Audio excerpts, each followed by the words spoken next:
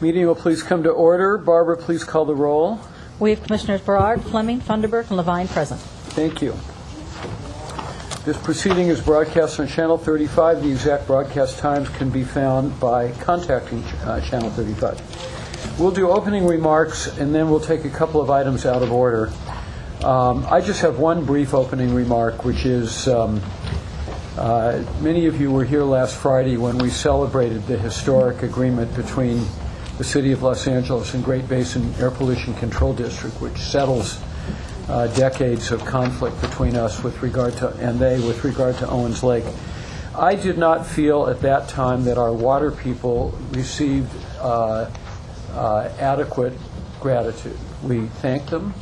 I just want to underscore, Marty Adams, Rich Harrisick, and their team have been involved in this for so long, on the ground, dealing with these complex technical issues. And were it not for their creativity and foresight, this deal would never have been reached. That was true of a number of other parties who were appropriately thanked, but I don't believe they were. So, Marty, you don't have to respond to this, but I want to add additional notes of gratitude to you, Rich, and your entire team. Thank you very much. Does the General Manager have a briefing or a report? I have nothing today, sir. Thank you. Comments from Commissioners on agendized items and requests from Commissioners relating to departmental operations? Commissioner Barad? Thank you. Yes, I think commendation is always good, and I would like to show my appreciation and express it to those staff people who conducted the local solar program workshop on November the 5th in Lakeview Terrace.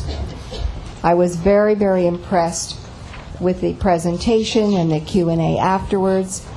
So I wanted to call out Jason Rondeau, Mike Webster, and Ann Wood, because they did a terrific job. This was not an easy meeting with that community. It was in Lakeview Terrace, and the issue there is the ground-mounted solar programs, and it was very well attended. In fact, it was standing room only, and they conducted it so well. They did a presentation, and then they answered questions, and I've heard from a lot of people afterwards in the community who felt that their questions were answered. They felt much better about the program, and this is something for the future, and I think it was important that they had this workshop and that these issues were discussed. And they wanted to know what it meant for their community and for their neighborhoods. So I do want to thank those folks who did this presentation. A job well done. Very well said. Any other Commissioner comments? I did have something that I want to add, Mr. President. I wanted to go even further to thank the people that I couldn't thank, and it's not too long of a list, because I think that from the ground up, whether it's the people who are providing security, the people who are greeting us, this was a team effort. Everybody was rowing in the same boat. Marty and Rich's staff were just phenomenal. Everybody out on the lake, just for posterity's sake, the people that I met, Jason I know was one of them, but there are several others.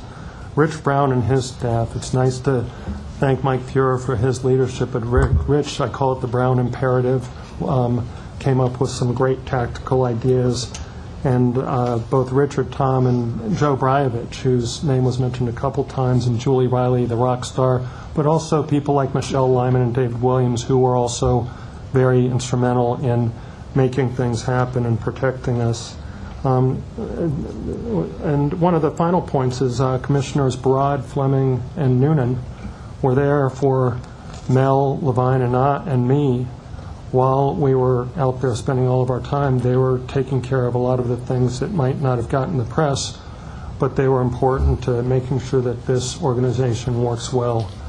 And so I know that I probably will have missed people. Nancy Sutley wasn't there, but thank God that she was there, and not just in spirit, but for the past 6 months. She and Romel Pasquale and everybody in the Sustainability and Economic Development Office were vital to getting the deal done, and they're going to be vital. The reason I'm mentioning this is this deal was made on collaboration, and it depended on trust. And it's going to depend not on just wiping the slate clean, but on continued trust going forward, especially the next 6 months. So I'm going to be calling on everybody that was involved from at every single level to work to support Marty and his team to execute not just the letter, but the spirit of this this historic agreement. And finally, thank you, General Manager Edwards, for providing the support. And Mel, you were a spirit, soul, just great, wonderful partner to work on in this, and I'm looking forward to working with you some more on doing great things and making sure that DWP is properly recognized going forward. Thank you. Thank you, Bill. I'm going to go out of order. We have public comment and ratepayer advocate comment as items 4 and 5. I'm going to defer those for 2 items because we have a couple of items where we have people who wish to present and who have to be elsewhere. I'm going to take item 29 first and 28 second, and then go back to the regular agenda. Our highly respected former city attorney, Carmen Trutanich, is here, and he tells me he has a judge waiting for him, and if he has a judge waiting for him, he better get back. Let me just mention procedurally how we'll deal with item 29. Mr. Trutanich and anybody else who wishes to speak with regard to the concerns that they have pertaining to this protest may do so. We will then, after we hear from any advocates on this matter, I will ask the city attorney if the board deliberation on this can be deferred to closed session and seek his guidance on that. But before doing that, let me call in Mr. Trutanich. Thank you, Mr. President. And thank you for taking me out of order, and I apologize to everyone behind me. But knowing my reputation and with the judges in the city, that it's better that I get there timely. I was recently contacted, and Mr. President, I appreciate your comments earlier regarding this matter. ABCO is a bidder on this number, and it's an unusual contract. And I have not had the opportunity to fully take a look at the RFP because of the late notice on it. However, it appears to be somewhat unusual in that it's a accumulation of 3 one-year bids based on the first year's bid, which, in my experience, I haven't seen before. But that may not be the case. I don't know until I look at it. And I know that there was some addendum attached to it that altered the bidding process, but yet it was an electronic bid. And so all I wanted to do is ask the court to defer this, or ask the commission to defer this for a couple of weeks to give me an opportunity to read the proposal and determine whether or not there were anything that the bidder should be unhappy about. And that's it. It's my sole request at this point. Well, as I indicated privately, Carmen, we respect the request and appreciate it. Unfortunately, they called you very late in the process, put you in a difficult situation. Our staff has worked assiduously on this for a long period of time. We are not prepared to defer consideration of it beyond today. We will consider it if the city attorney authorizes this in closed session later today. That being said, I would ask the commission then to hear out Mr. Bafarian. We'd be happy to. In that regard. Yeah. Thank you so much. Thank you. I have some more that I'd like to... Go ahead and get it.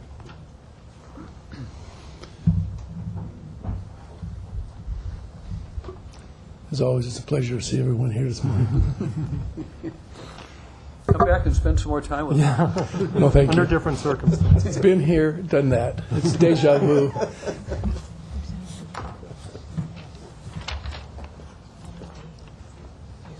Very briefly, Here. I don't want to take too much out.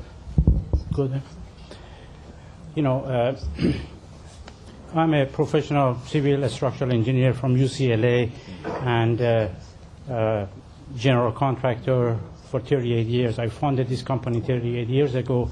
Being a civil structural engineer, I read everything which is black and white. That means the specifications. I'm quite familiar with the specifications, and I read everything, okay?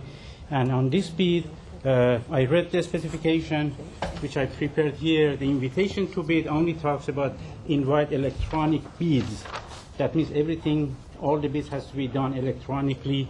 Then we come here, the same thing is electronic bid has to be submitted, nothing verbal, nothing writing, everything electronic. And then the bid amount, actually what we propose as the bid is what we quoted on electronically into ERSP system that has been established. Now, reading the specification further quickly, as far as what the specification talks about, section F1 is that the estimated amount of the contract, which is EAC, is the sum of total of the dollar amount of the item awarded to contractor during the original contractual period. What is actually a contract here is only the first year. The second and third year is based on base material index BMI, which we don't have no control of. That means the second bidder or first bidder or second bidder or third bidder, they don't have no control of. So my interpretation of that was that we submit a bid through ERSP system electronically for the first year, which is the fixed price, and then the second and third year is whatever it's going to be based on BMI index.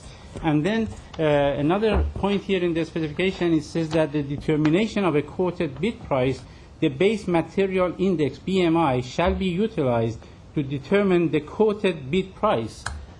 What we quote is based on a fixed first year plus BMI for the second and third year. We didn't quote anything else. We didn't technically quote for the second and third year because that's variable based on a BMI index.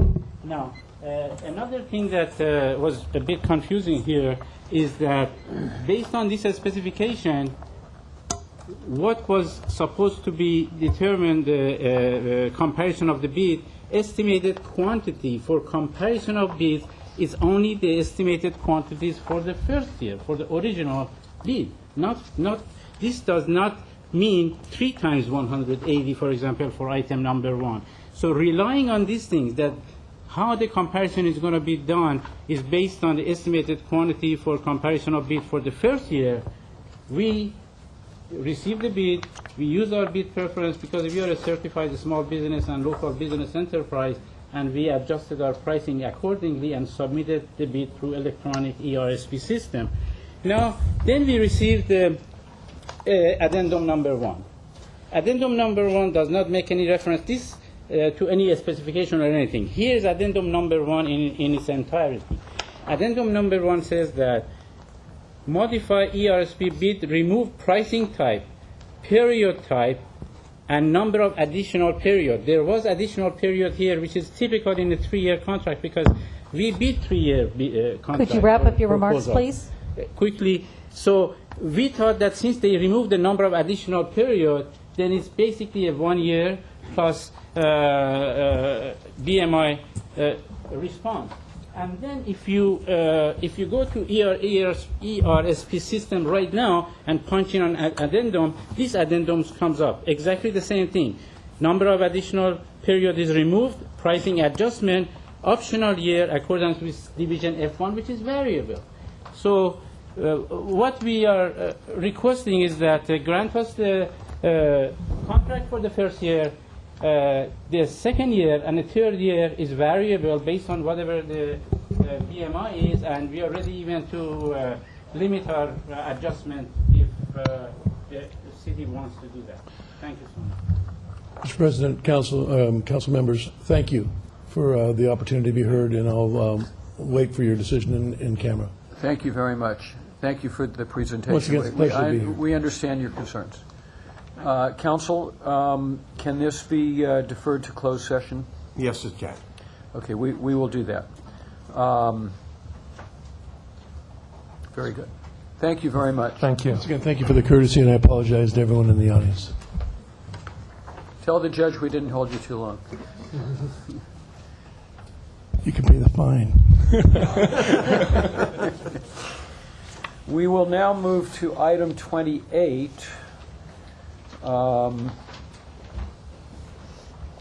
which is the item relating to the MOU with the Los Angeles Department of Public Works for the permanent relocation of LADWP facilities on public property for DPW projects.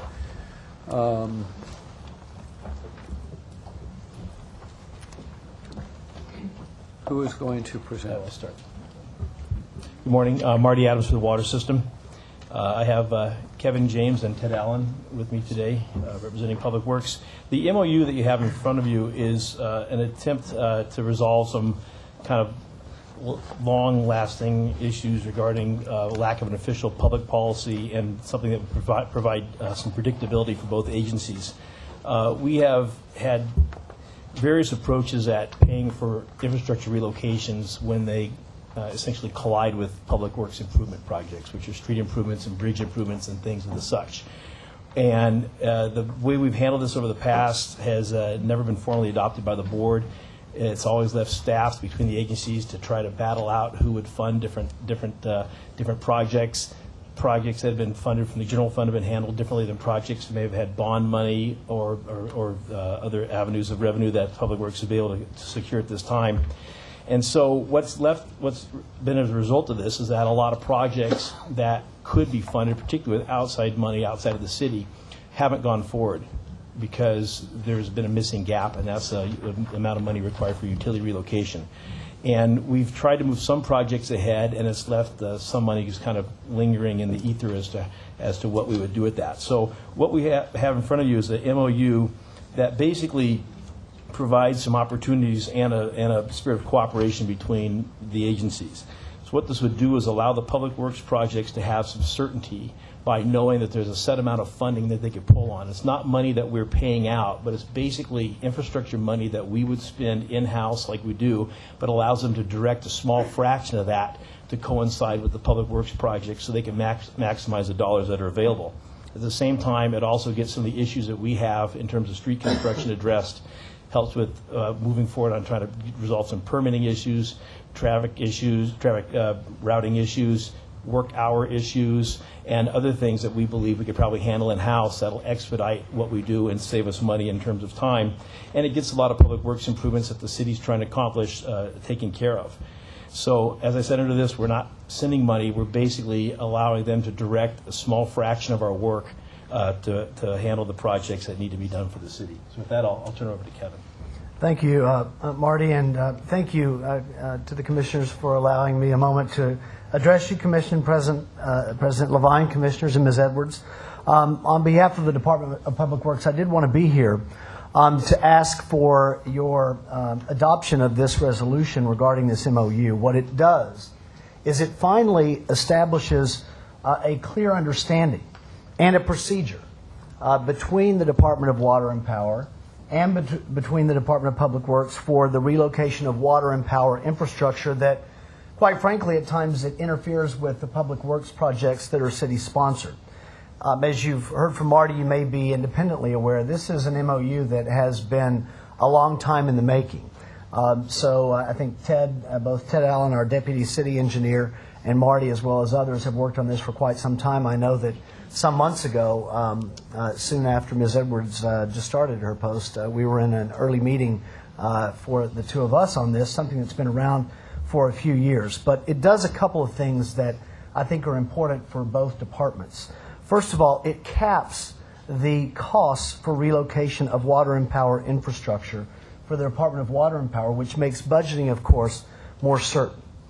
At the same time, though, it provides an avenue, it provides a fund that is accessible by the Department of Public Works when we have to relocate infrastructure on public works projects that are city-sponsored. So we're able to avoid what have been in the past delays. And as Marty did mention, an added benefit are the process efficiencies and improvements that will certainly benefit your customers through savings through mainly time and organization and collaboration. So with that, if you have any questions from our side, either myself or our Deputy City Engineer are happy to answer them. And I do appreciate, Commission President, also your willingness to move us in front on the agenda. We appreciate that as well, and to all those here today. Well, thank you very much. Just on my end, I want to thank and compliment you, Kevin, for the thoughtful and cooperative spirit between the two departments. It's very appreciated and very helpful, and I think this MOU is a reflection of all of that. Do commissioners have questions or comments on this matter? Commissioner Barad? Thank you. Yeah, I wish to commend Kevin also. Good to see you. Just a quick question. What are some of the examples of the projects that you're talking about? Are these pipes? Are they poles? What are we talking about?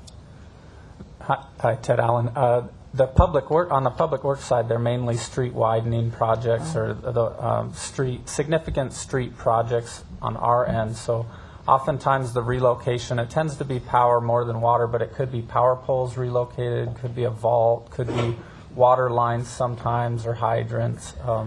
So these facilities, along with private utilities, are located in the public right-of-way. So if we need to do a raising or lowering of the street or widening of the street, sometimes the DWP facilities would need to be relocated. Okay, thank you. Any other questions or comments? Camden. Hi, morning, everyone. Our office supports this as a significant step forward in providing certainty and clarity about these expenditures. We continue to experience in a variety of venues how difficult it would be for any of you to assess the reasonableness of any one expenditure on any intercity transfers. And so this is an opportune time to mention that we are undertaking a project to itemize both the budget and the actual expenditures between the DWP and the city at this time, so that when you go forward in your budgeting process next year, you'll have some idea of what constitutes a normal amount of variation and misestimation of these expenditures. There seems to be ongoing concern about whether they're appropriate. In this particular instance, private utilities regularly are required to pay for relocation as part of their franchise with cities. So on this particular expenditure, we're supportive of the agreement here. But there is an ongoing concern. I think it would be helpful for you to see really what the history has been before and after the recession, when people feel like maybe changed practices stepped in and haven't changed back. So we'll take a look at that, and with staff's help and the general manager's support, report back to you. Great. We appreciate that. It will be very helpful. And please tell Fred we hope he feels better. Sure will. He's watching, so you just did. Fred, we hope you feel better. I wanted to thank Board Chairman Janes and Public Works, and I look forward to, because I've had discussions and done several programs with your board members, including you, on a variety of issues, and look forward to continued collaboration with DPW on those issues. So thanks for bringing this up, but we look forward to more. Thank you, sir. Is there a motion? I move. Second.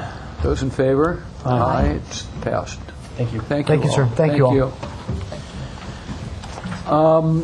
Barbara, do we have any public comment cards? Not for item 4, no. Okay. Comments from ratepayer advocate on agendized items other than 28. Yes, item 30 and 32, sir. So we'll hear from you when those items come up. Right. Okay, we will move to the consent calendar. We'll start with the approval of the minutes. Is there a motion to approve the minutes of the regular meeting of October 21st? So moved. Second. Those in favor? Aye. They're approved. The consent agenda from items 7 through 27. Do any commissioners wish to remove any items from the consent agenda? Yes, please. Commissioner Fleming. I'd like to pull 24, and then on 27, I'd like to just have it delayed until we come back from being in closed session. So defer till later in the meeting. If I may comment on that, basically, we will not discuss that item. We'll discuss an item that surrounds that factually that's already agendized in closed session. But you still would like the deferral on Yes, 27? 127. Commissioner Barad? Yes, I have some questions on item 12. Okay, so we will pull items 12, 24, and 27 from the consent agenda. So is there a motion on the combined items 7, 8, 9, 10, 11, 13, 14, 15, 16, 17, 18, 19, 20, 21, 22, 23, 25, and 26? I'll move. Second. Those in favor? Aye. Aye, those are approved. So Commissioner Barad, item 12.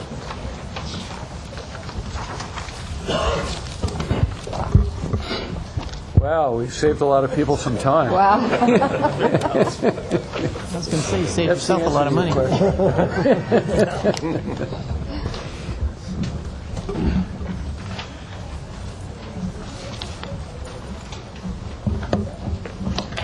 Commissioner, this is an agreement with 3 different firms to provide collection services for the department.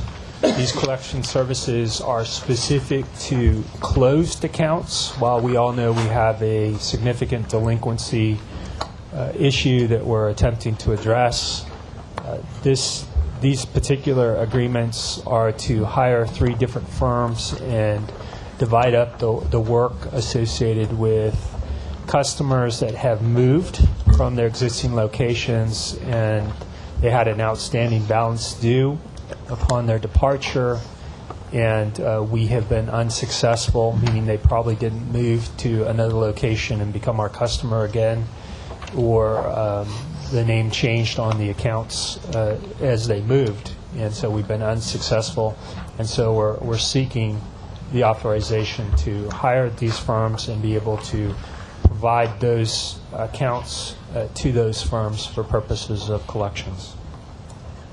Okay. What is the commission that, I understand that this is based on commission, what they deliver, and the firms receive a commission. What is the commission rate? What's the percentage that they get? I'll have George Rafael go into that. 2 of the firms, the commission is 15%, and then the third is 20%. Why the difference? Oh, I'm sorry. My name is George Rafael, Manager of Revenue and Credit Management. Could you speak up a little bit, please? Thank you. I apologize. My name is George Rafael, Manager of Revenue and Credit Management. The 2 firms that are 15%, they were the lowest. We had several criteria that we were evaluating. Amongst that was the cost and historical performance and so on. The third firm, Harris & Harris, their proposal was 20%. Based on the accumulation of all the evaluation criteria, they were also one of the top 3 candidates. Now, is that the one that we have not used before? Harris & Harris? Two of the 3 we've used before, one you haven't. Is Harris & Harris the one I'm trying to find that we have not used? Oh, yes, it says the affiliated group and Harris & Harris have not had any previous contracts. So evidently only one of them we've had a contract with. Yes, that's correct. Yeah. I was surprised to see that the agencies were able to recover, this is in the past, 13%. That seems very low to me. Is that the typical percentage of recovered delinquent accounts? It's a little bit lower than the average that can be recovered. I think part of that is also the data that we were able to provide. So right now, as we're developing a more robust database that has, when we're capturing additional information about customers, we'll be able to pass that along to the collection agency, so we are anticipating a higher success rate. And one of the things I'd like to add is these are, we would only send to these entities after we have fully tried to collect on our own. And so we've gone through all the tool sets that we've had available to us. So these are the hardest to collect from. And so I would expect the success rate will be a little bit lower than you might expect otherwise. Yeah. Well, I see that these are closed delinquent residential and commercial accounts, and I think this is a positive thing that we're doing this, and I understand why we're outsourcing this rather than having staff do it. But I wondered if there was any way that we could increase the recovery from 13%, which just does not, I mean, they're making a lot of money. These percentages that they're getting are quite substantial, and I would think that they would be able to recover more than 13%. Well, I think we're all hopeful with the percentages that they will earn if they are successful. Could give them the right incentive, to do more, and that would be our expectation. Is there anything in their contract? I looked for this where they talk about sub-vendors, where if they can hire somebody else. I understand the contract as a sub-vendor, subcontractor. Now, is what they pay them, that's included in, there's no extra cost for that. Is that correct? That's correct. Okay. What about the other things like phones? Do we have to pay that, or is that also included in their percentage? This is an all-in cost, so the commission captures the entire cost. All right. And then what if during the term of the contract that the department feels that they're really not performing what we would like? Is there any way to suspend the contract, or does it have to run its course? No, we do have we've set it up as a one-year approval with 2 annual renewals that we would be able to. So as part of this, we'll be evaluating the progress, how successful they are, and then determining to renew it annually. The other benefit of having a pool of firms right now, it's proposed that we do 1/3, 1/3, 1/3. But obviously, if we're seeing that a particular firm is having substantial success over somebody else, then certainly we have that ability to direct more of the workload to that more successful firm. All right. And then I think they can only make up to a certain amount, each one. Let's see. So was it 500,000, something like that?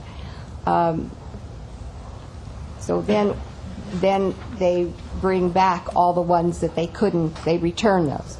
What happens to those accounts? Is that just dead forever? No, we would have 2 options at that point. If we find that one firm is extremely successful and they've gone through their expenditure limit, we would have the option to come back to the board to request additional, the expenditure limit to be increased. But in the meantime, if to not stop progress, we would be reassigning those accounts to other collection agencies. I mean, they could go to the other 2. Yes. Right. The other 2 firms. Yes. Yeah. Okay. Thank you. Thanks. Any other questions? Is there a motion? So moved. Second? Second. Those in favor? Aye. It's approved. Thank you.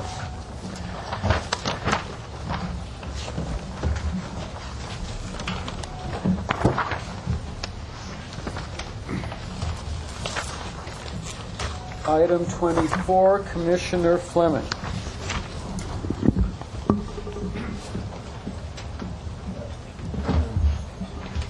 This is a new DVR for a technician and human resource people here, and Dr. Israel. Good morning. Almost good afternoon. Good morning, Deetra Fernandez, Director of Labor Relations. Dr. Leslie Israel, Medical Director, DWP Occupational Health Services. So can you just tell us a little bit about this position? And according to the materials we have, it's currently contracted out. So I'm curious about the upside, the downside is to contracting this out, why you feel the need to hire someone, the costs associated with contracting out as opposed to the cost of hiring a full-time staffer, et cetera. There was a person in this position. They left, and we were basically, we were forced to have contracted out this position. It's unfortunate. We need someone on our team that's a DWP employee to fulfill these essential needs. And what the needs are, and it would be more cost effective, we do have the budget for it. And Dietrich Fernandez can walk you through the processes. We've gone through extensive review of this over the last several years, along with labor relations and others. This position is essential. With technology and the requirements, the medical requirements, regulatory requirements, we do need to have a certified X-ray technologist on staff. And they address various needs for both workers' comp and medical surveillance. So that's an essential role. And in addition, the lab assistant is very helpful in meeting needs of pre-placement exams. As you know, power and water and others are all we have requests for post-offer exams. And this will help expedite some of the lab tests that are needed. So this is very essential. And we revisited what the city has, and as you know, this is already a city job classification. So we were fortunate that we were able to use that. I don't know if I answered your questions. Right, I get why we need somebody to do this, and so my larger question is about contracting out as we do right now. And there's a very technical job. It's one that requires, I suspect, lots of certifications, lots of continued education. So I'm just trying to figure out the cost of contracting out, getting a contractor who does this work and who's always up to speed doing this. There are clearly enough people out there who are contractors versus hiring someone. Do you know what your cost was for the contract? It's on there. Okay, so this position, again, was already established class at the department that they were utilizing the services. So once the position was vacated, then they had to then start relying on the contract. But it's an established position. The salary, the annual salary is between $53,000 and $58,000. Right. That salary has already been approved by City Council because it is an existing classification.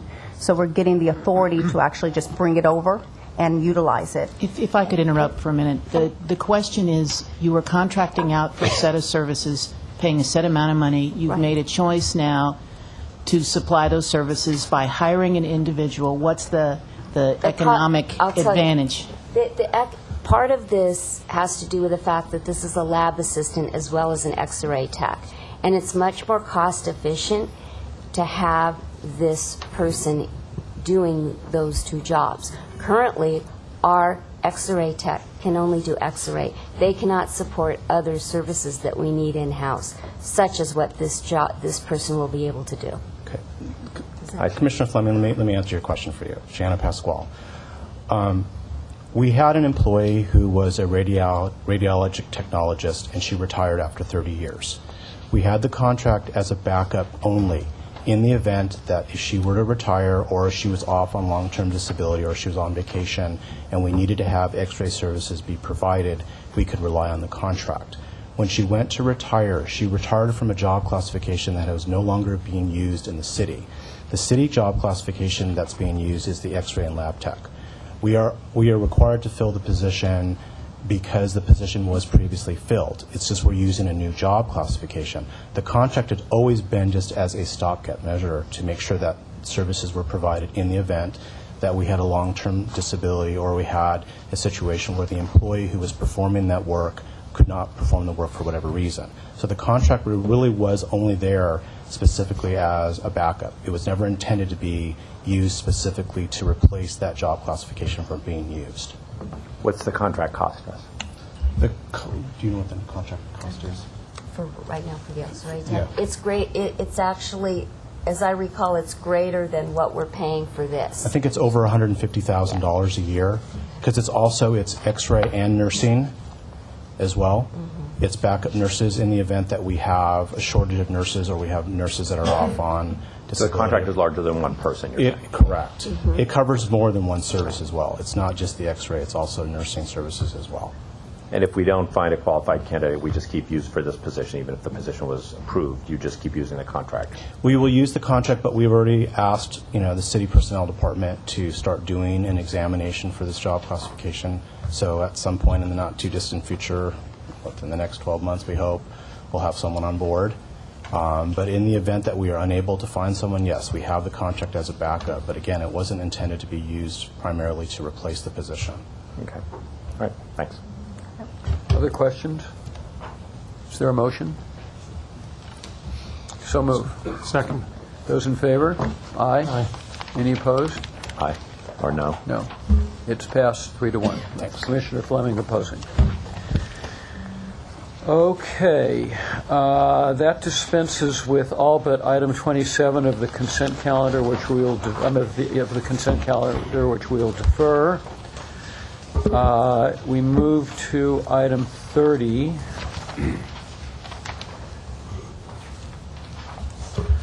Commissioners, before you is the contract for overhead supplemental services to assist us in our power system reliability program.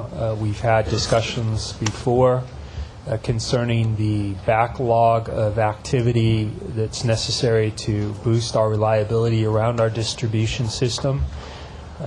You previously in August took up the underground supplemental services contract, where we indicated to you that we would be coming back with 2 overhead contracts, one for the service territory north of Mulholland Drive, the other south of Mulholland. Today we have before you the north of Mulholland contract, and it was through a competitive bid process. This will assist us in increasing the number of poles replaced in our system by about 1,500 a year, as well as the balance of infrastructure such as transformers, wires, cross arms, and other aged and old equipment that needs to be replaced. As we've indicated before, we have a substantial backlog, and this is the attempt to help catch up on that and get ahead for the reliability of our power system. With that, I would ask your approval or respond to any questions you might have. Commissioner Fleming? Just a quick one, which is, this is, for Petrelli, this is their first contract with us. That's true, and that's kind of exciting. We were able to beat the drum a little bit more and seek additional participants. They're also a regional, based regionally. They work substantially for the gas company as well as Southern California Edison, but this is their first award with DWP. And from everything that we've looked at, they perform well, and we'll be watching that closely. But we're excited to have a new vendor participate. Just $84 million is an interesting place to jump off, right? I mean, can you talk just a tiny bit about the due diligence that you do when you have a new contractor like this, especially at this level? This kind of how you check these folks out with some of our colleagues across the region. As you can imagine, the collaboration between our own workforce and the contractors here is substantial. They can't work on our equipment without a direct interface. And so we have a contract management group of our own field folks that will help with the scheduling of work. This work is planned 60 days in advance. There's an interface as to outages and securing the outages. A lot of our workforce will secure those outages on behalf of this work and then go out and interface. We have a number of metrics that we will be monitoring and managing. We've worked closely with the RPA on how we're going to capture those to ensure that this is cost effective going forward. But it's primarily through an active contract management group that will interface with them on a daily and hourly basis. Great. Thanks. Other questions? Is there a motion? I'll move. Excuse me. Oh, I'm sorry. Easy to forget. Come over here in the corner. It is a sizable amount. We have spent a significant amount of time not only on these 3 contracts, the cable and the 2 overhead contracts, but the PSRP program as a whole, both its legacy and its current position going into the next rate case. And so it's my pleasure to indicate to you the wonderful benefits of a cooperative management team, because at this point, unlike last January when they first came forward, a great deal of work has been done to implement templates into the work management system that will allow us to, on an ongoing basis, really optimize the workforce that we have with outsourced labor and make those trade-offs in an economically rational way that the public can understand. It's been very difficult to get down to the differences because of the safety issues with power, so really unique, and difficult to outsource at reasonable cost. And so there is a complex interaction between DWP staff and contractors, and I'm sure there will be the usual smoothing out process at the front end of this contract, but we're fairly confident that the metrics that have been put in place will provide the visibility that's needed to the public to see how these expenditures grow over time as they are planned to do. Is there a motion? So moved. Second. Those in favor? Aye. It's approved. Item 31, paperless billing incentive. Oh, here's another exciting program that we've been talking about. So it is our objective with all the activity going on with customer services, and I think we're going to talk a little bit more about that later. But one of the things that we committed to this board and discussed with City Council was, as we move forward and look to monthly billing with our customers, is trying to ensure that we don't just double up on the amount of paper and mailing that we do to all of our customers, but really put some substantial effort into getting more of our customers on a paperless billing system and hopefully electronic payment system. So what you have before you today is our approach here for an incentive program that we want to launch and work with Joe Romalo's team on a campaign to move many of our customers to a paperless billing system. And with that, I'll turn to Sharon and to George Raffel to speak to any specifics on the program and answer any questions you might have. Can I just make a comment before they begin? Please. I just want to say this is the future, and I'm so glad that you're doing this, and it's a great approach, so I'm very much in favor of it. Well, which of you are going to begin? I'll give it a shot. George Raffel, customer service. So currently we have about 9% adoption rate as those who've taken up on paperless billing, who've adopted paperless billing. And that's about 7%, or the industry average is currently around 16%. We feel part of that has been a challenge where initially it was a little bit difficult to sign up for this. About a year ago, we've streamlined that process and made it a little bit easier. The challenge is then getting these customers to reconsider it. And so we feel strongly that with an incentive, and if we're able to publicize this pretty effectively, that we'll be able to get really a strong uptick in a short period of time. And we're also looking to, as we're bringing in customers into more of that online presence, self-service capabilities, increasing those over the next year with upgrading the website to have it more stable, but also increasing some of the features that we're offering. We're looking at text messaging to increase the alerts and notifications for customers to be able to do that. There's a strong customer demand for that.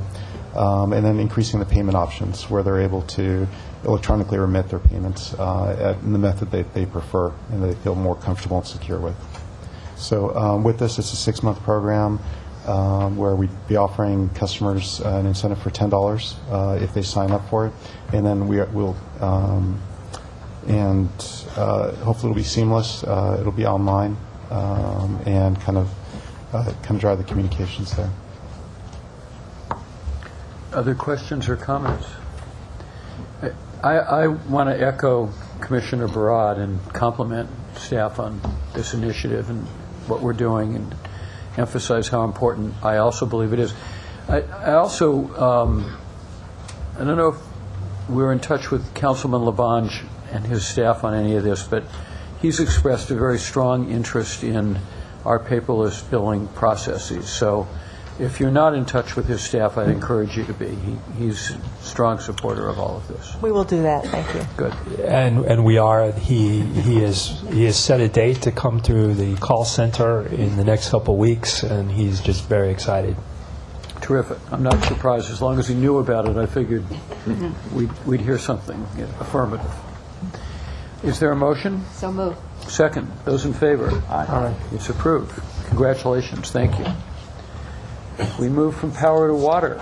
Item 32, sale and purchase agreement with Aqua Capital Management LP for purchase of 1,500 acre-feet of Central Basin water rights.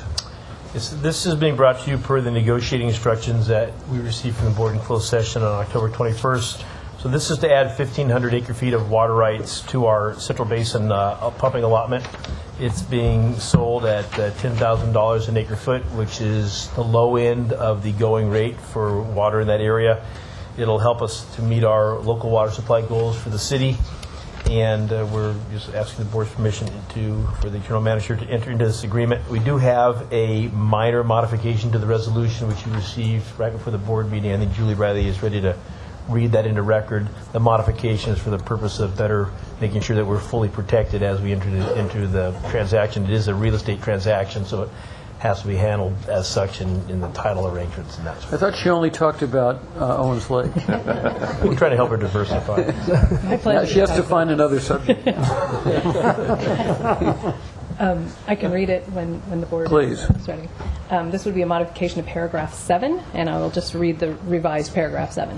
Be it further resolved that the president or vice president or the general manager or such person as the general manager shall designate in writing, and the secretary, assistant secretary, or the acting secretary of the board are hereby authorized to execute said agreement for and on behalf of LADWP upon seller providing satisfactory results of an investigative title search and uniform commercial code search showing that seller has and at the close of escrow will have good and merchantable title to the pumping rights, and that the pumping rights are free and clear of all liens, security interests, mortgages, pledges, encumbrances, taxes, and assessments, and charges or claims of whatever nature other than real property taxes and water master assessments, which shall be prorated at the close of escrow.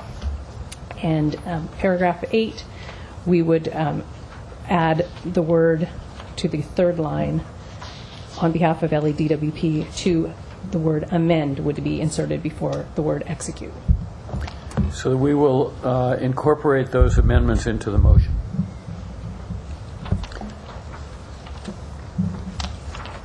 Any questions, any comments? Camden? Our staff spent a significant amount of time looking at the cost of this water, the value of the water, the market prices, and the staff's analysis, and it really was quite commendable that the staff is preparing to leverage this experience going forward and build on it. The analysis that they had done was impressive, and we fully support the item as a reasonable expenditure. Terrific. Is there a motion? So moved. Second. Those in favor? Aye. It's approved. Item 33, water, bid number 7319R1 for Silver Lake Reservoir Bypass and Regulating Station with Mladen Buntage. Yes. Mladen Buntage Construction Company, Inc. I'll let Susan provide me in detail you might need about this, but this is, in a nutshell, this is the bypass that'll take Silver Lake and Ivanhoe reservoirs out of service. It was originally a tunnel, now a pipeline being constructed in the bottom of the reservoir with a pressure reducing station associated. And this will be the completion of the project that we need to bring the Headworks Reservoir fully online and fully meet the obligations under the surface water treatment rule to take Silver Lake and Ivanhoe reservoirs out of service.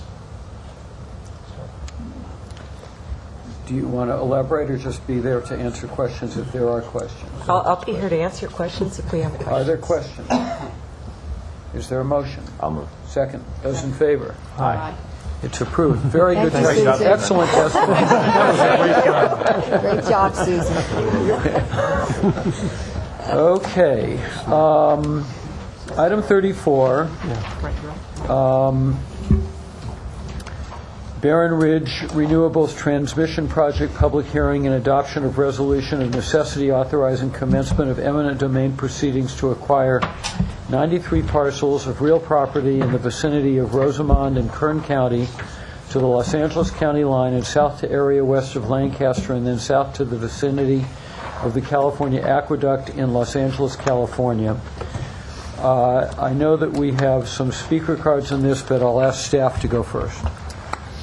Thank you. My name is John Dennis. I'm the Director of Power System Planning and Development. This is now the third of 4 packages brought for your action. One of our major actions to increasing our power systems renewable energy content is to expand our existing transmission line corridor. And in doing this process, we've identified the acquisition or need to acquire a total of 436 parcels. So this project included a sizable public outreach effort, including the environmental impact statement, which was certified by this board just over 2 years ago, which was in September of 2012. In the environmental process and routing of this line, it included the most compatible application with the greatest public good and the least private injury. So today's action is a public hearing to consider the adoption of the resolution of necessity to authorize eminent domain proceedings to acquire 93 parcels of property for the construction of the Barron Ridge Renewable Transmission Project. Good afternoon, Tim Chung with the City Attorney's Office. I know that the board is familiar with this process since this is the third group of properties that have come before you, but for the benefit of the public and the people who are not here at the prior hearings, I did want to just reiterate the purpose of this hearing here, and it is to authorize a resolution, to adopt a resolution of necessity authorizing the use of eminent domain to acquire certain properties. And in order for the board to do that, it needs to adopt the resolution that's in the board packet, making essentially 4 findings. One is that the project is necessary. Second, that the project is planned in the manner that is for the greatest public good and creates the least private injury, and that the properties that we are seeking to acquire are necessary for the project, and that the offers for voluntary purchase have been made to the property owners or attempted to have been made as required by law. In order for the board to adopt the resolution, it needs to take the evidence that's going to be presented at this presentation and at this hearing, the written letters that have been submitted to the board, as well as the information that's in the board letter and the board packet. We have reviewed the letters that have come into the board, and at least for the letters that we've reviewed, which I believe is all of them, they all raise issues related to valuation, and as the board is aware, value is not one of the factors that is considered in terms of making the findings for this resolution. That said, department staff is available to discuss with property owners the value of the properties and to negotiate that if there are viable arguments that are made for more compensation. And that will continue even if the board adopts a resolution of necessity and will continue on. Again, the affirmative vote of 2/3 of the board members, which is 4 board members, is required to adopt the resolution, and if the board adopts the resolution, this item will go to the City Council for approval as required by charter. There's one thing that I did want to point out in page 3 of the resolution, there's a typo in the reference to the charter section. The charter section should read 675D1 instead of 373D2. Thank you. Thank you. We have 3 speaker cards, I believe. Barbara, would you call the speakers, please? Sure. The first speaker is John Peterson.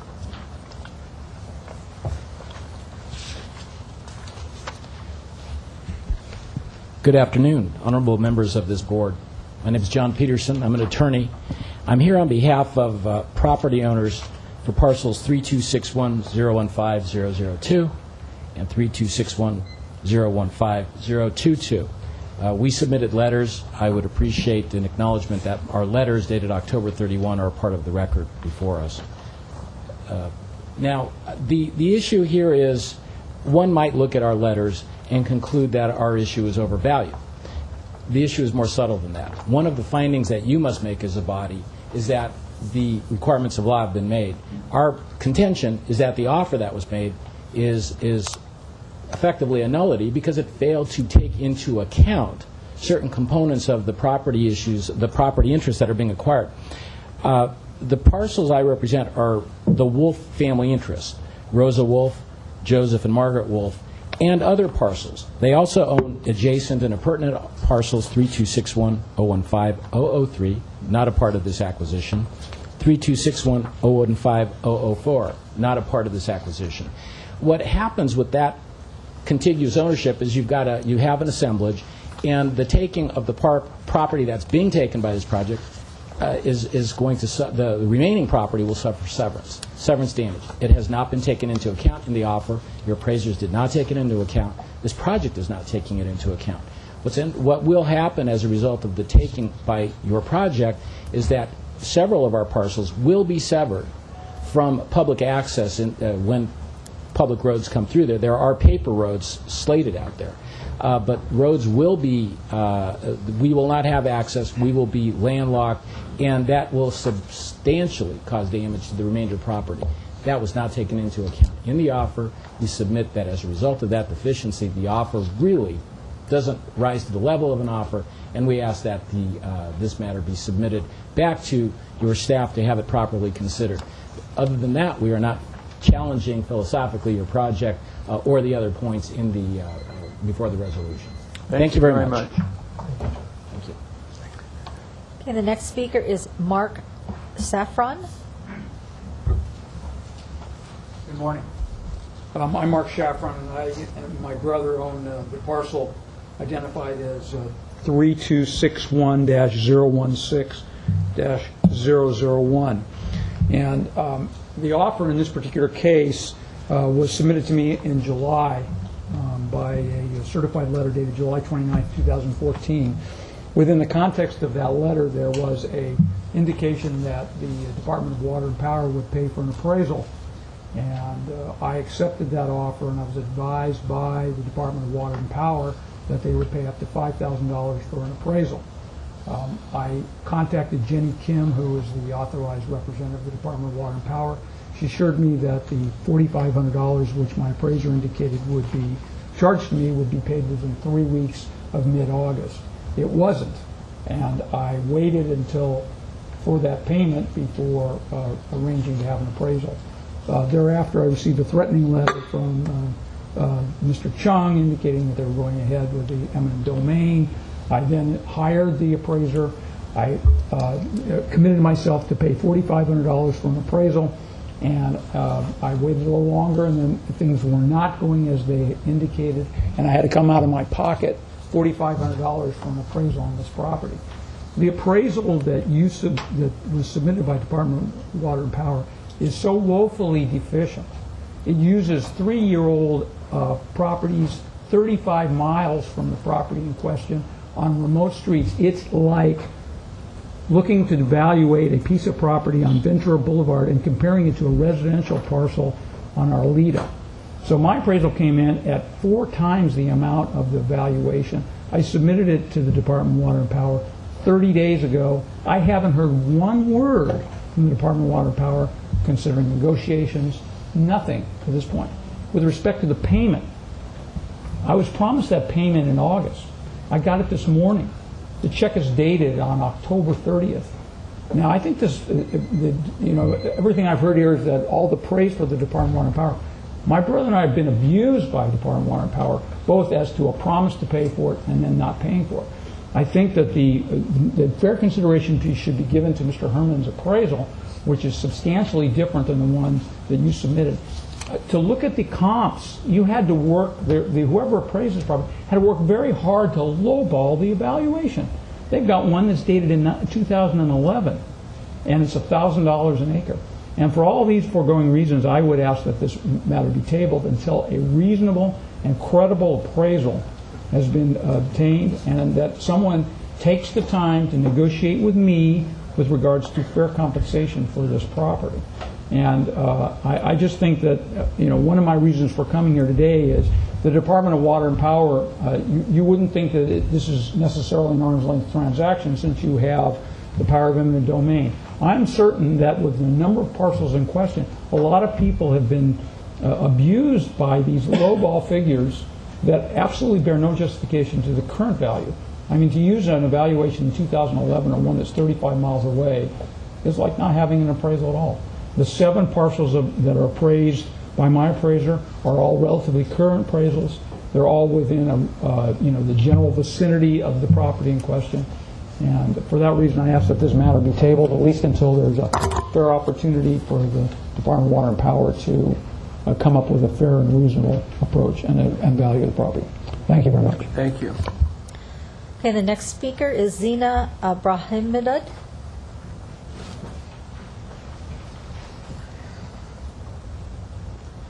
Hello, good afternoon. My name is Zina Abrahimidad.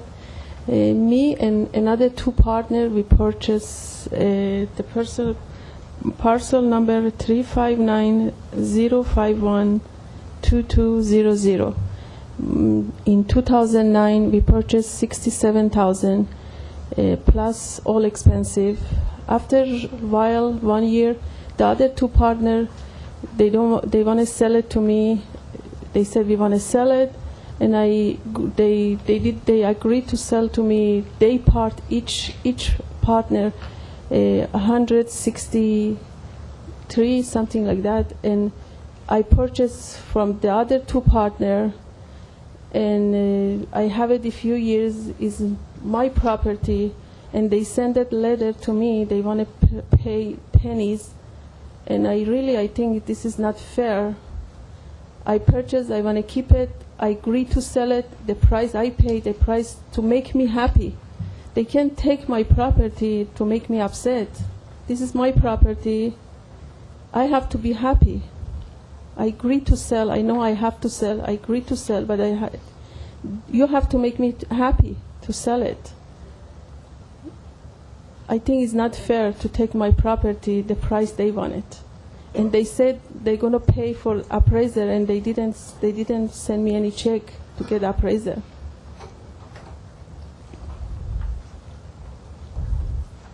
Thank you. Thank you. That will be the close of the public testimony. Are there questions or comments by commissioners? Well, I found that the second speaker's arguments, there's some compelling arguments regarding the value of the property, and I would just like to hear from the staff regarding that. Commissioner, one item, and that is the beauty of the process.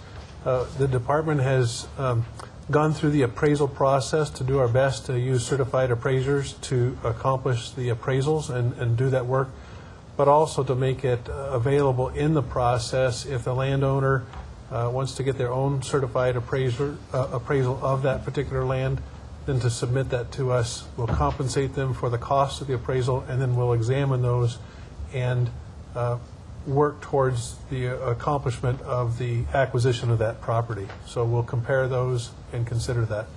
I believe that for this particular proceeding, Tim, if you would like to share with regards to the process, this particular proceeding doesn't deal with the valuation component of that.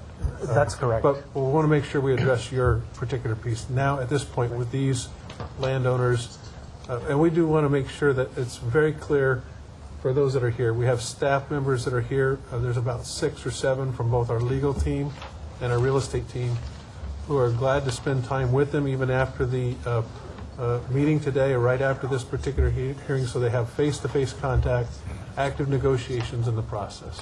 So what your testimony is that we do have staff here who will continue to negotiate with the 3 parties with whom we've heard, from whom we've heard. That is part of this process. And above all, we recognize that for some of these landowners, this is a lengthy drive to just being here at the meeting today, and it takes out of their time, and so we appreciate that. And that's why we've had the staff here to try to address their specific interests and make sure they put a face and a name with the people that they're working with. So someone responsible will be sitting down with each of them today? Yes. Okay. Right after this, okay, we will be meeting just right across the way with them. Okay, good.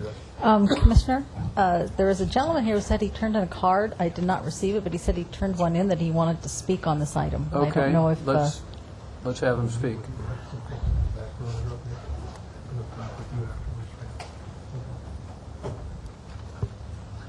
Hello, my name is Ahmad Helmandi, and I'm the owner of the parcel number 315-111-0400. I got a offer from the total real estate companies. I guess it's a contracting agent for LEDWP, and they gave me 2 options. One of which was getting my own appraisal done, and one of them getting a broker's approval letter. Because there aren't that many appraisers that I could find to do land appraising, I found a broker that would give me an approval that worked in that area. I didn't get paid for my broker. I needed to pay my broker to do that service for me. When I contacted the total real estate companies, they didn't respond to that counter offer. Basically, all the work and effort that I put into it, I didn't get any kind of response, and my only response was, you know what, you're going to get eminent domain proceedings, which I understand as a real estate agent myself, is you need to have that just compensation paid to you. And I'm not against, the department and anything for the public use and the necessity, but, I don't want to be lowballed, and I want to be treated in the appropriate manner. This is not something that I want to capitalize on, but at least just get the fair market value, and whatever my broker recommends that does business in that area. So basically, I'm not getting any kind of response back from the company that LEDWP uses for their real estate transactions. However, everything I've addressed directly to LEDWP, I've gotten some kind of answer. And I do appreciate their reminders and all the different letters that they do send out, because I'm not hearing anything back from the company that they hired to do this for them. That's it. Thank you. Thank you. If you could fill out a card for us, sir, one of the speaker cards, and hand it to the security officer so I have record, please. Sure. Thank you. Is there any discussion before we ask a roll call of the votes? I do. I just have to ask a procedural question here.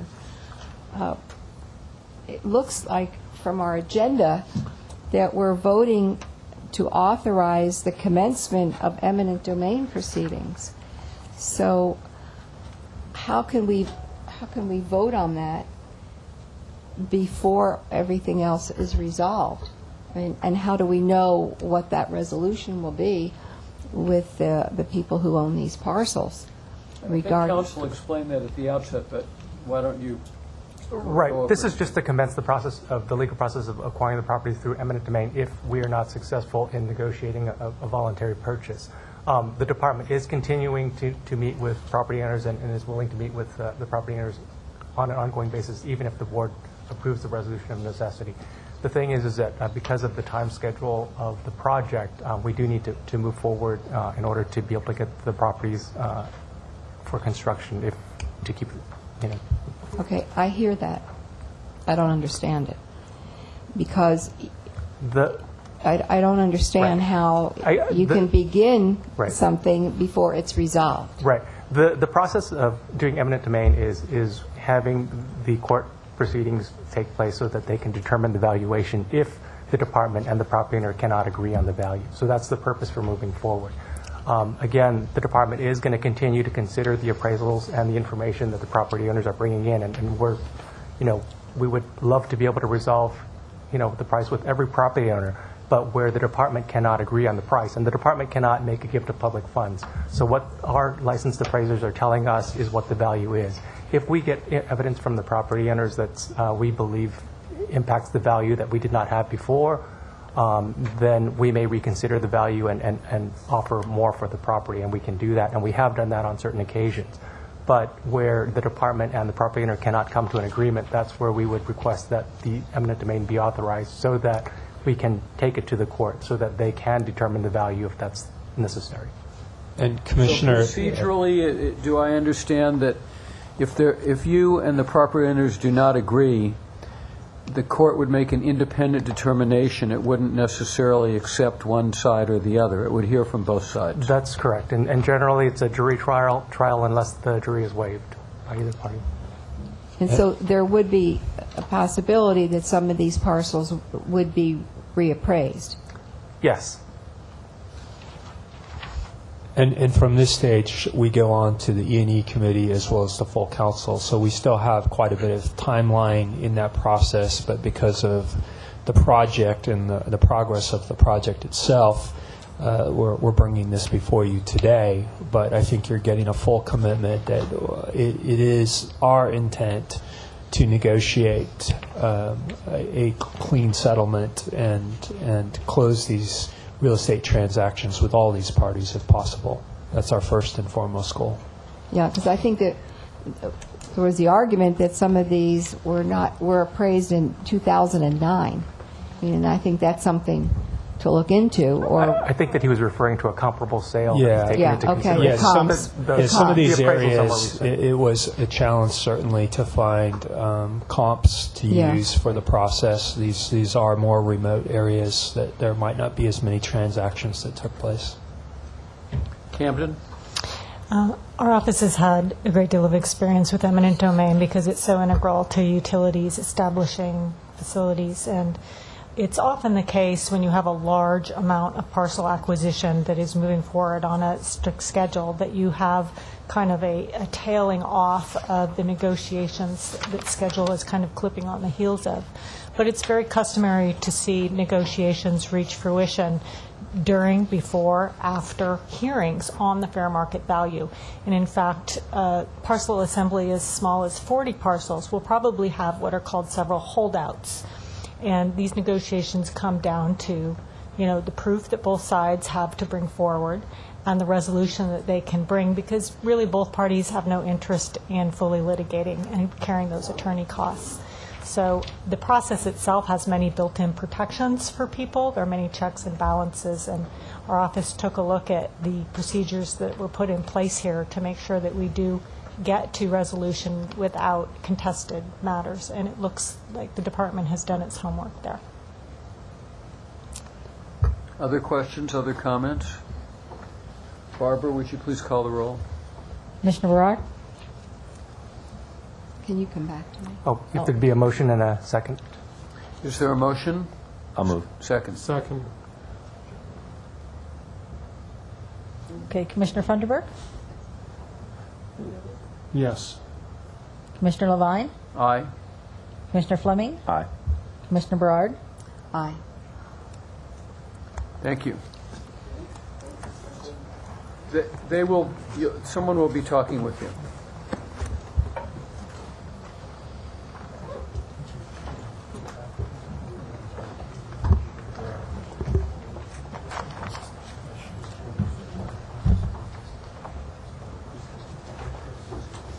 We'll go to item 35, energy efficiency savings for energy cost adjustment calculation.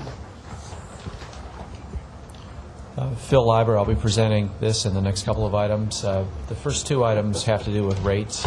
The first is addressing the issue of revenue adequacy for the department. The department's rate structure allows for the recovery of lost revenue that results from the successful implementation of our energy efficiency programs. This resolution facilitates that by recognizing the energy efficiency program savings for the past fiscal year, and those will be used in our upcoming rate calculations. Now, I can provide more background on that if you desire. Every year we come forward to you with a resolution of this type. It really just acknowledges the success of the program in the past year. Since 2006, there's been over 1 billion kilowatt hours saved. And on an annualized basis, last year it was 175 million kilowatt hours. And these were from 14 programs that David Jaco has managed. 3 of the programs provided the bulk of the savings. That's a small business direct install, the custom performance-based efficiency program, and the commercial lighting and efficiency program, which provided about 78% of the savings. So these lost revenues are recovered through the ECAF-related charges. Energy efficiency programs provide savings for the customers. They help the department avoid costs, but they do result in some lost fixed cost recovery for the department that this rate mechanism allows us to recover. Questions? Is there a motion? So moved. Second? Second. Those in favor? Aye. It's approved. Deferment of revenue into the incremental rate stabilization account. Phil Labber again presenting on this one. The department has a rate structure mechanism to ensure that our financial metrics are met. So this is a mechanism that facilitates financial stability for the department. This mechanism was specifically adopted in the fall of 2012, and it helps us ensure that we have adequate net income, which is one of the financial metrics that we plan for. But the challenge is we have a $3.5 billion revenue requirement in the power system. We plan for, at times, as low as $50 million of net income. So if our revenues or expenses vary by just a few percent, that net income can be wiped out. What this account allows us to do is to defer revenue or to withdraw revenue from the account in a particular year that's needed. We have a balance in this account presently of $117 million. We think that's inadequate to meet our needs in the coming years. We think we're going to see additional volatility in the power system revenue requirement for a couple of reasons. The first, and it's something that's new this year, is there's a new accounting pronouncement that changes how pensions are accounted for. And we think this is going to result in more pension expense volatility. And as a result, we would like to increase the size of this account and fully fund it. The account has a maximum specified level right now of $175 million. We would like to defer another $57 million, basically filling up the account. It will give us more assurance that our financial metrics can be met. Questions, comments? Is there a motion? I'll move. Second. Second. Those in favor? Aye. Aye. It's approved.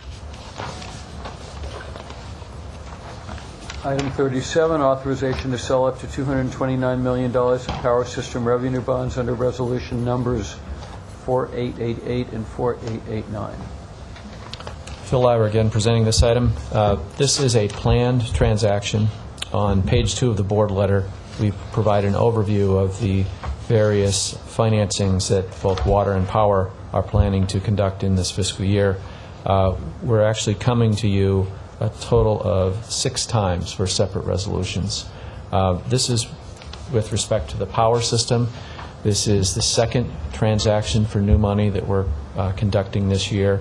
We recently completed a major transaction for $450 million, and this one for $229 million will meet the balance of our new money needs this year.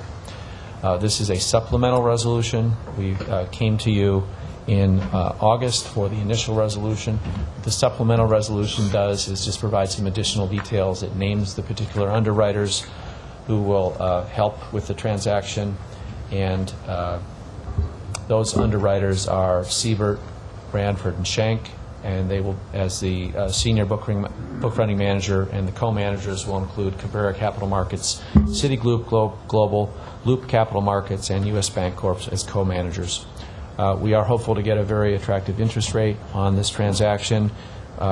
We conducted 2 issuances in the past couple of months. We got a 379 on the last power issuance in October, which was well below what we had planned on in our financial plan, which means we're going to be able to reduce rates for customers or offset what would have been a larger increase.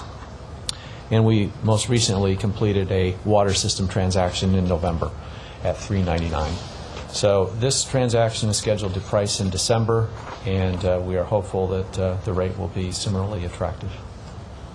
Questions, comments? Motion? So moved. Second. Those in favor? Aye. Aye. It's approved. Thank you. File items, power system. We have nothing in addition to the written report, unless you have any questions. Questions? Water system? I just wanted to point out that our water use in September was down a little over 8% from the prior year and about a little over 20% from our base year of 2009. So we are seeing good response in spite of higher than normal temperatures, and we're continuing to monitor that and make sure that we're driving demands in the direction that the mayor would like to see us go. Good. Questions?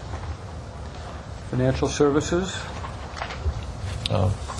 Given Mr. Adams' note on the revenue and the water system, that is something we're continuing to monitor closely.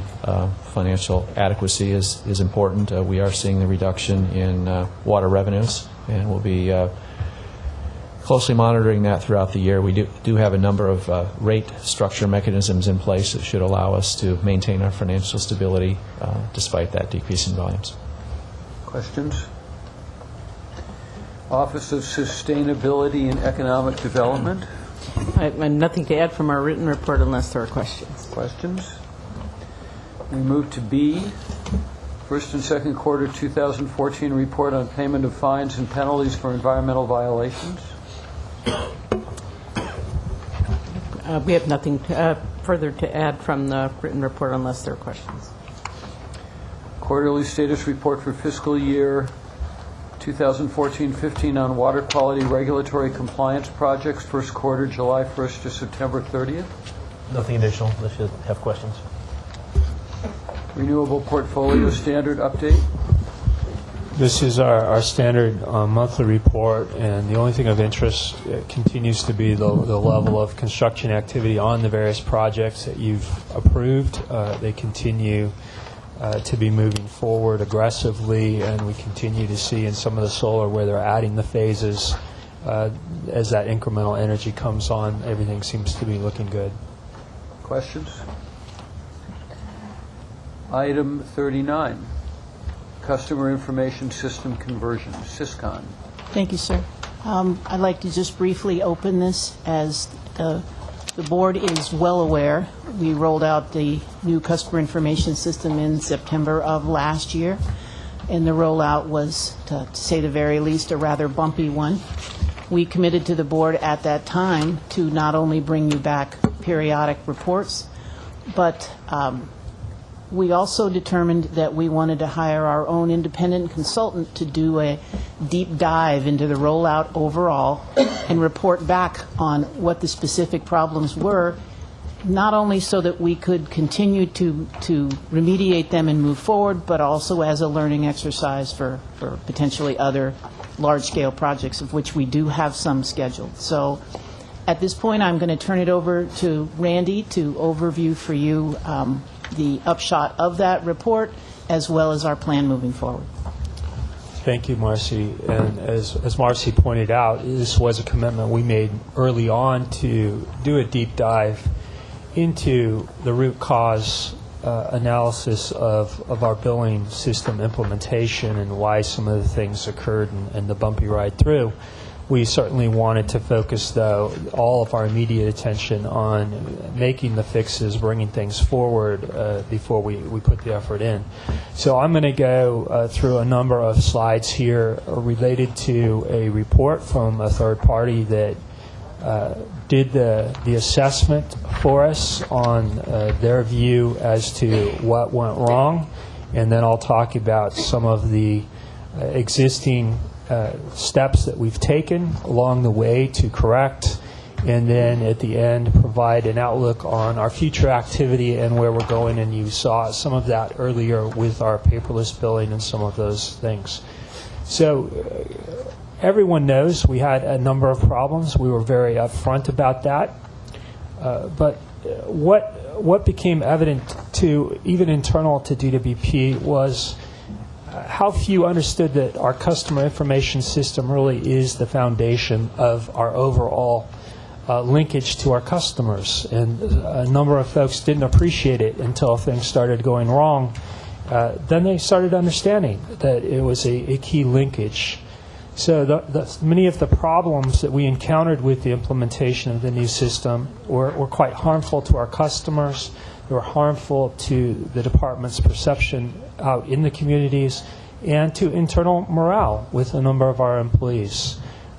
From the studies and our evaluation, we have determined there are a number of valuable lessons learned that need to be applied to future projects. And that's the primary purpose here. It's not to do the Monday morning quarterbacking. It's really to what can we take and learn from and make sure that we apply it going forward so we don't make those same mistakes. I will also indicate that we have had the opportunity, as you can imagine through this process, to hear from a number of other utilities. Many other utilities have had similar issues as they've gone through the replacement of their customer billing systems.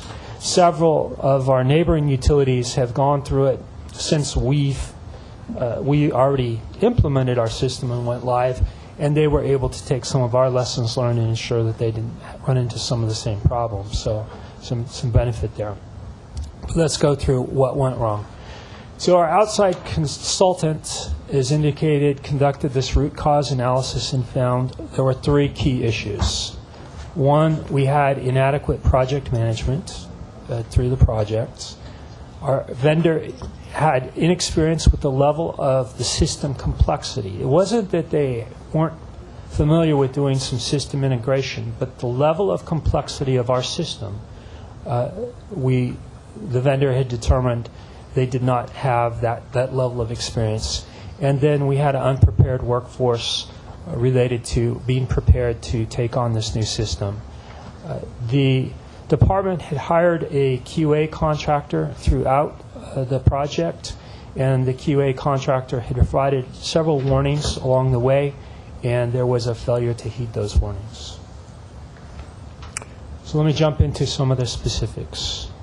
So related to project management, the vendor, or our consultant, indicated that we had missing or ineffective critical decision making regarding, one, there was overwhelming evidence that we weren't ready to go live, and yet the department made the decision to go live. There were a number of clear indicators that should have drew more concern. The organization itself was not prepared for the daily operation of the new system, meaning that not everybody had been trained, everybody was prepared to handle the level of calls, the activities that were to take place. And there was a lack of detailed project plan to manage the status and monitor the implementation issues. So as the issues came up, the team was not quite prepared to monitor and to address those implementation issues. Some of the other project management issues that were identified.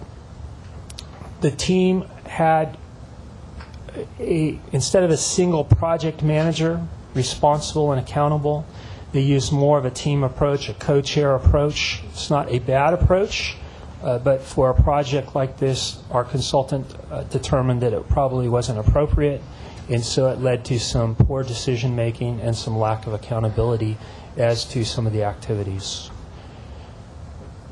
There was an indication that warning signs were ignored by that project management team, both from the QA contractor and some of the critical project deliverables didn't come in, and things moved forward without those deliverables in hand. One of the other very significant determinations from the consultant was we had quite an ambitious project scope that grew as the team went forward, meaning that the scoping was probably not done as well as it should have been done at the very early stages of this project. So as they moved forward, they determined they needed to do more and more, and I think we've indicated before, they ended up replacing almost 5 different systems in the department because the interface with the billing system could not work with the new billing engine, and so there was a lot more work that ended up taking place than what was originally scoped. And the team overlooked problems with the new system in the final phases related to the go-live because there were a number of pressures. The department had, at that time, focused so much staff and resources on the new system that we weren't taking as much care of the existing system. We knew it was quite fragile. We knew that it had to be replaced. It wasn't capable of doing some of the activities. But because we had been somewhat negligent on maintaining that to a standard as if we were keeping it forever, it was becoming very fragile. So there was some urgency to go live, and the department chose to do so. Some of the vendor inexperience. This was highlighted by our consultant, that for the vendor, while they were the lowest cost alternative in the decision, they were viewed as qualified, but a couple of things. This was the largest and most complex utility billing replacement project that they had managed. The other issue was their project manager that they assigned to the project was not experienced in these types of billing systems, and their team had a lot of changeover during the duration of this project, so there wasn't quite the consistency that should have been there for a project of this scale and scope. One of their other findings was the department project management team did not clearly identify or address some of the gaps in the PwC experience along the way. Some of this comes out of, we had never done a project like this. I mean, it had been 40 years of a system and a size and scope of this type of activity. It was evident that the department didn't have a lot of internal experience on something this complex. But I'll highlight too, again, we've heard from a number of utilities. We were not the only one out there who's had some of these issues. So related to the unprepared workforce, our consultant has indicated that there were a number of staffing constraints, meaning that the team wasn't allowed to do much hiring, and then there were some issues regarding the civil service system related to being able to hire, train, and prepare the staff for the new system. And you have assisted us on a number of those issues as we've gone out and hired additional staff now to address and fix some of the issues. So there was insufficient staff to handle the overwhelming surge that occurred related to those problems.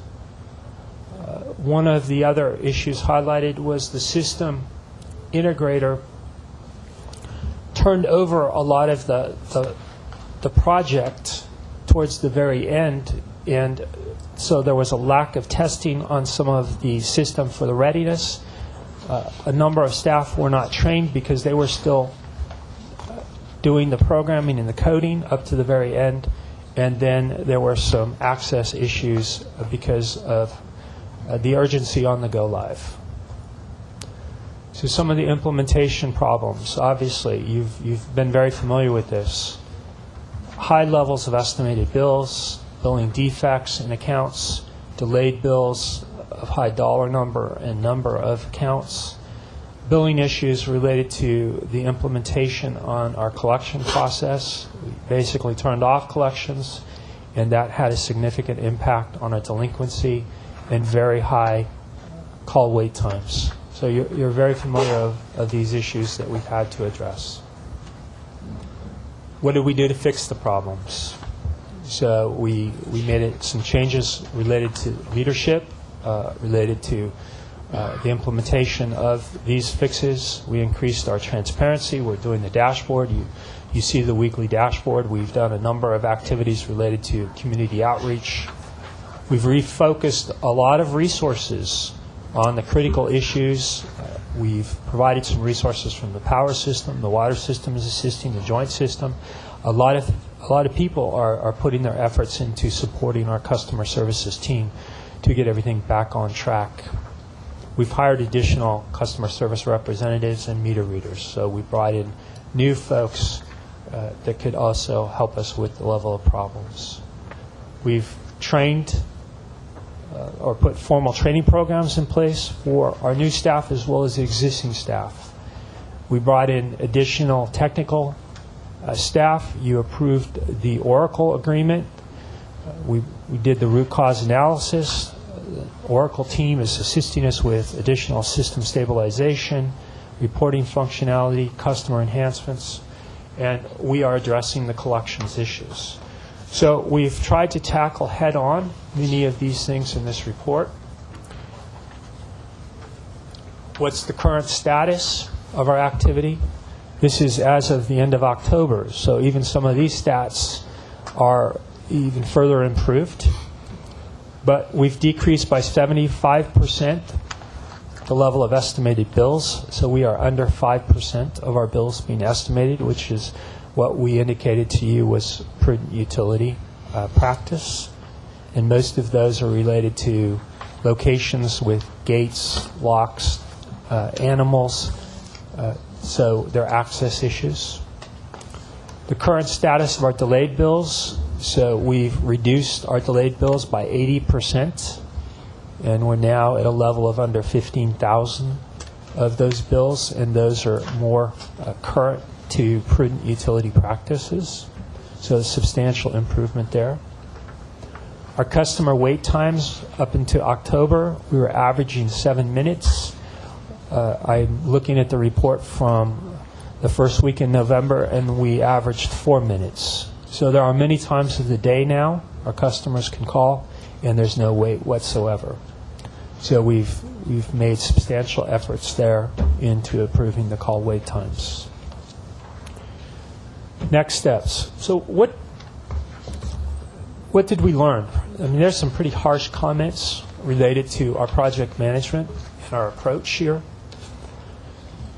So some of the management changes that we're looking at and I've discussed is a better focus overall on customer services. That's been a key mantra of Marcy, and I know for this board, to put more effort into our customer-facing activities and ensure that we're being responsive.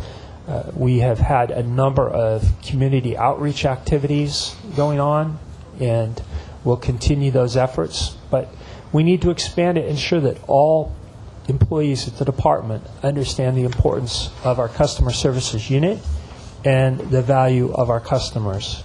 So we're also committing more resources to project scoping activities at the early stages of some of these projects. Even our smaller IT projects, we need to be much better at scoping the work going forward before we bring before you and the board a project on an IT activity. We need to make sure that we've scoped that well.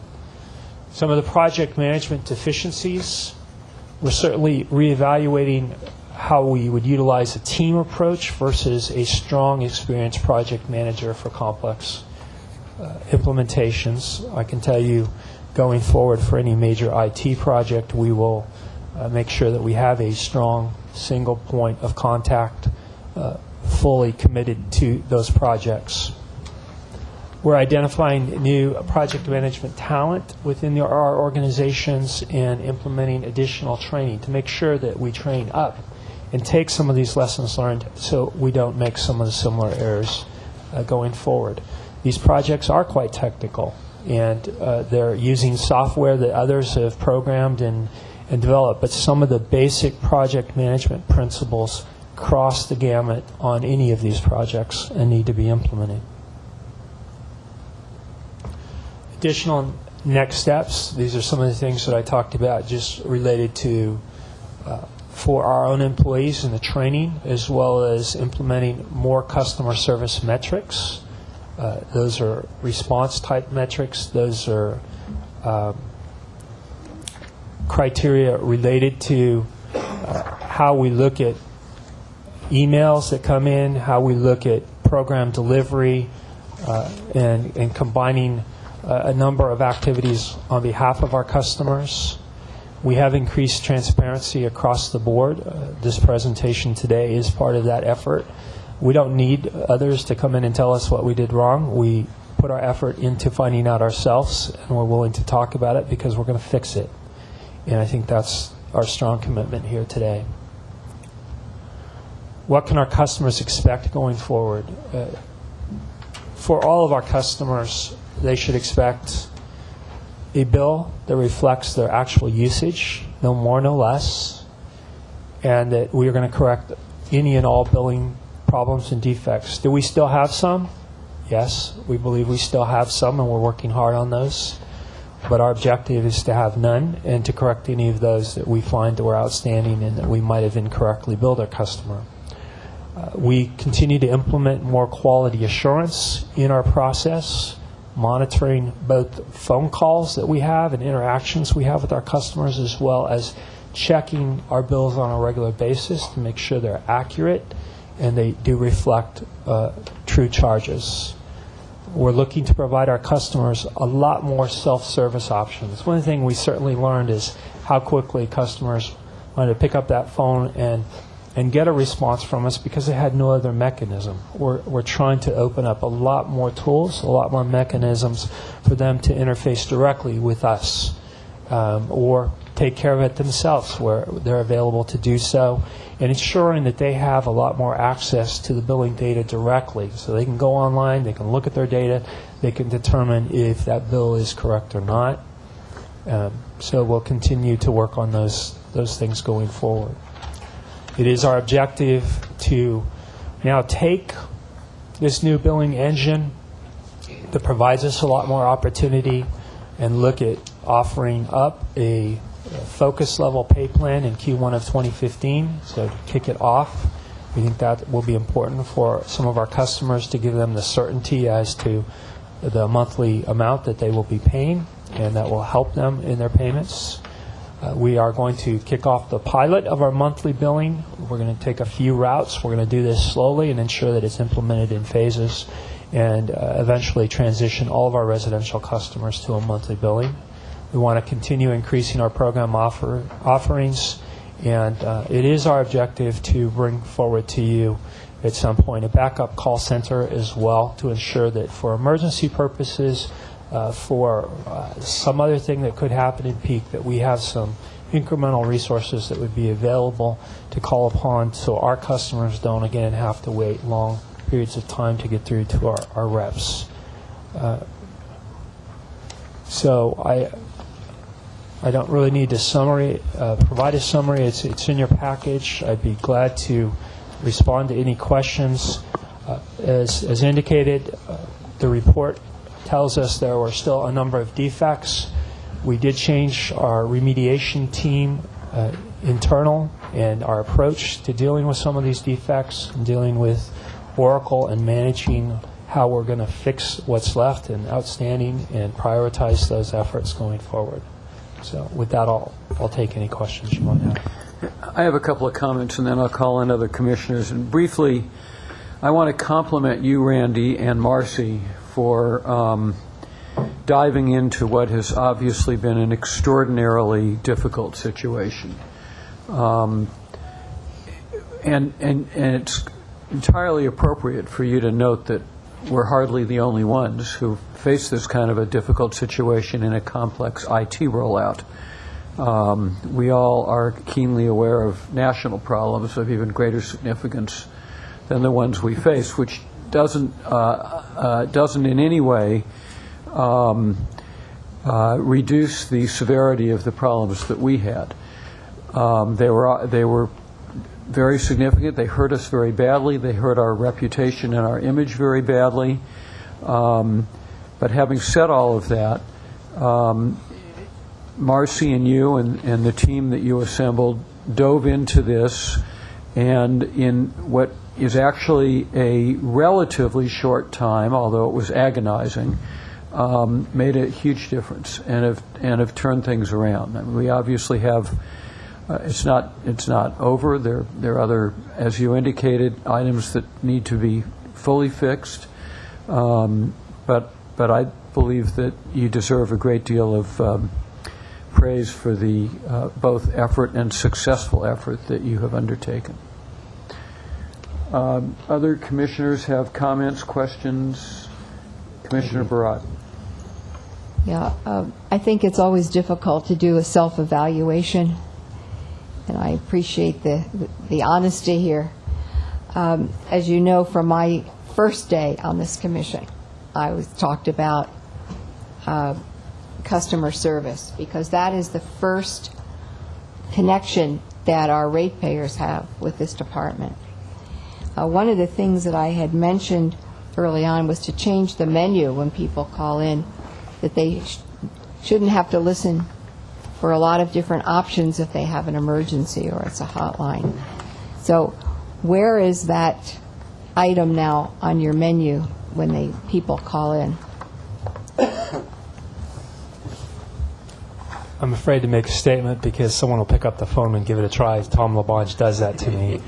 I believe it is right at front, but I'm a little hesitant here, but I believe it's the first thing now. Yeah. If you have an outage or an emergency, you hit the button and you don't listen to anything else. You go right to it. And again, the wonderful thing with having really virtually no wait time most of the time, you're getting through regardless, even if you waited through that and you wanted to just then catch a CSR, but you don't have to listen to the menu option. That's a big step. Thank you. Yeah, that's a big step, and I think that I'm really very happy with this. What is your goal now with wait times? It would be our objective to keep it under 3 minutes on average, recognizing Mondays are always our challenging time frame as well. The beginning of every month, sometimes the end of the month, but the beginning of every month when people have just relocated or they just, especially those on fixed income that just receive their payment then or their paycheck, then they start making payments.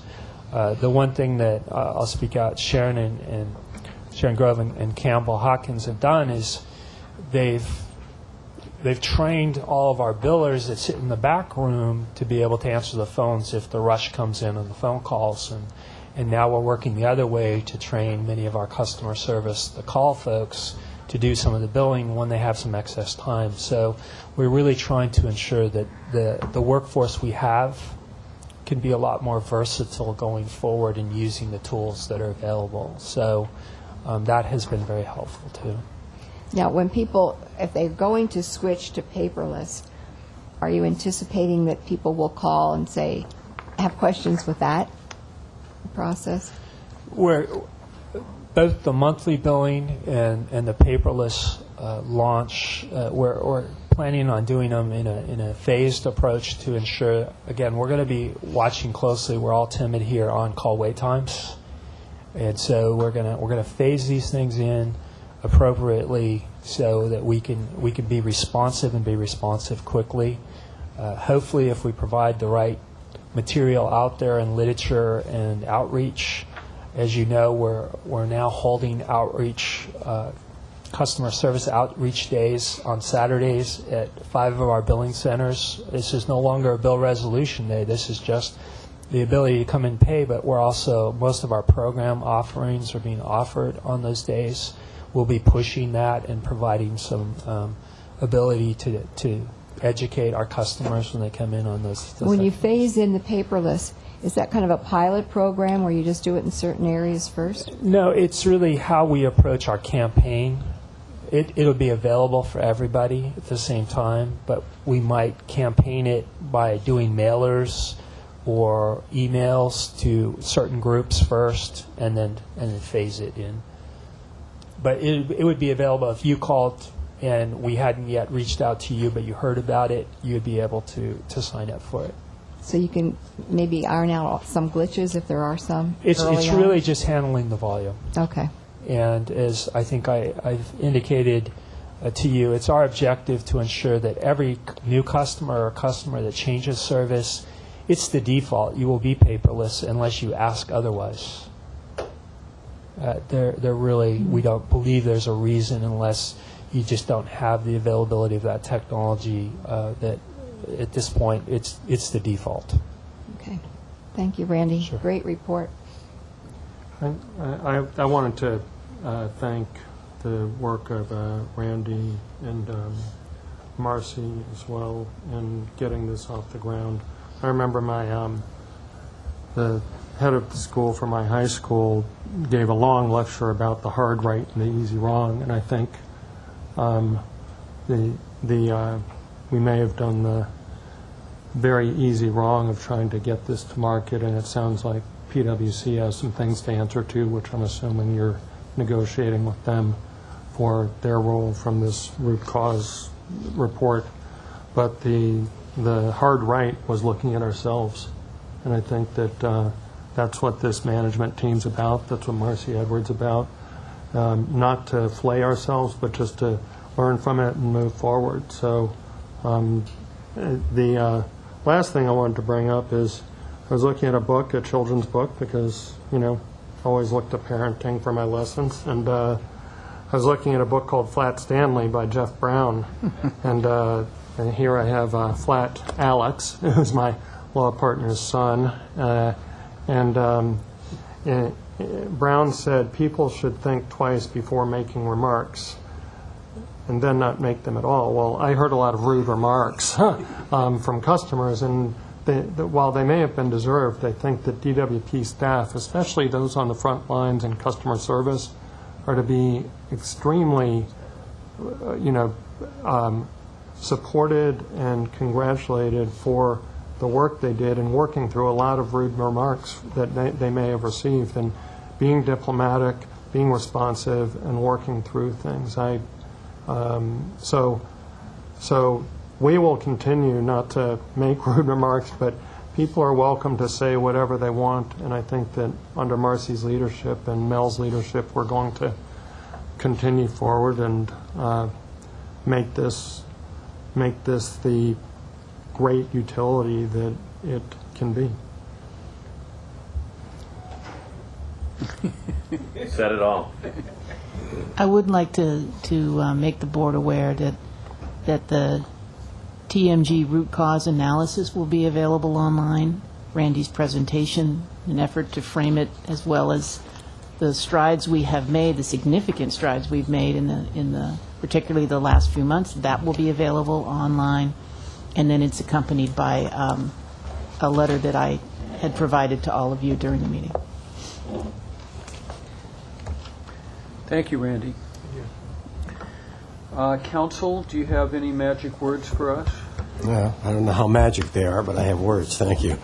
The board shall report any action taken in closed session and the vote or abstention of every member present thereon in accordance with Section 54 and 957.1 of the California Government Code. We will go into closed session.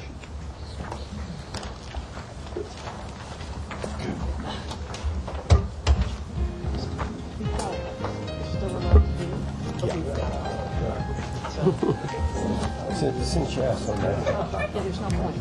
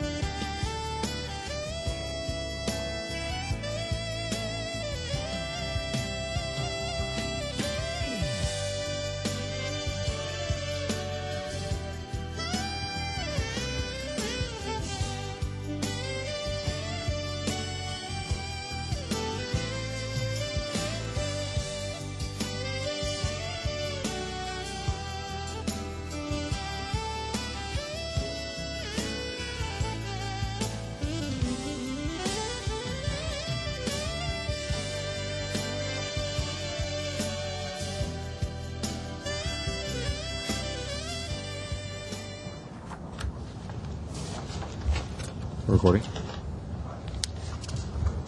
For recording? Okay, we're back in session, council. Yes, sir. I think we're on items 27 and 29. That's my understanding. Let's move to item 27, which had been deferred till after the closed session. Third Amendment to Agreement Number 47106-3 between the City of Los Angeles acting by and through the Department of Water and Power and Morris, Polish, and Purdy, LLP.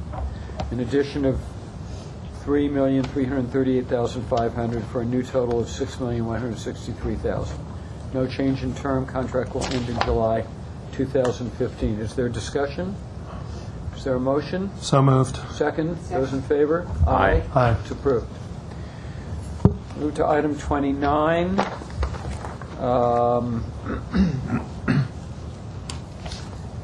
The appeal is, let's see, the appeal is denied, and we will vote on awarding the contract. Is there a motion? I'll move. Second? Second. Those in favor? Aye. It's approved. I think that concludes our business for today, and we'll see you all in a couple of weeks.